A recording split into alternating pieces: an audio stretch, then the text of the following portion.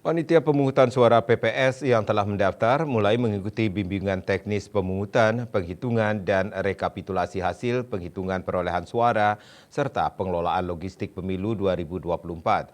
Hal ini sebagai awal sebelum melaksanakan tugas sesuai area masing-masing pada pemilu 2024 mendatang.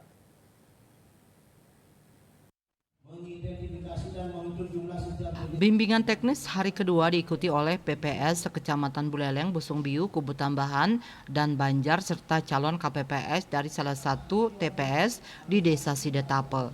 Sementara pada hari pertama diikuti oleh seluruh PPS dari Kecamatan Keroga, Seririt, Sukosade, Tejakulo, dan Sawan.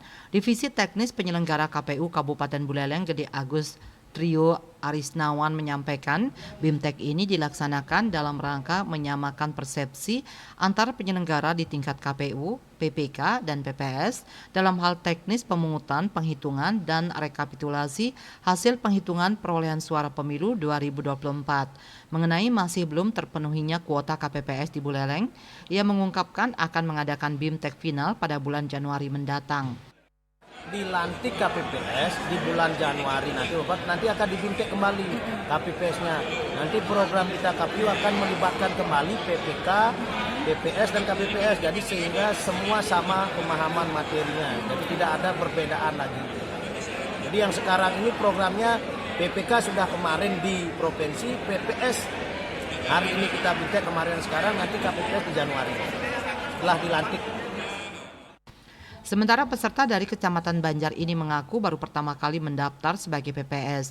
Namun dirinya sangat terbantu dengan adanya BIMTEK ini dan siap saat bertugas pada pemilu 2024 nanti. Kira-kira sebelumnya sudah pernah PPS 2019? Kalau saya udah pernah tahun 2019. Oke.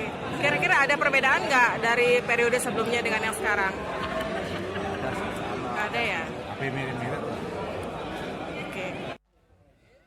Selain diberikan pemahaman materi, dilakukan pula simulasi penghitungan dan rekapitulasi hasil perolehan suara dengan mengisi formulir C hasil PPWP dan C hasil DPRD Provinsi. Yasri Yuli, Bali TV.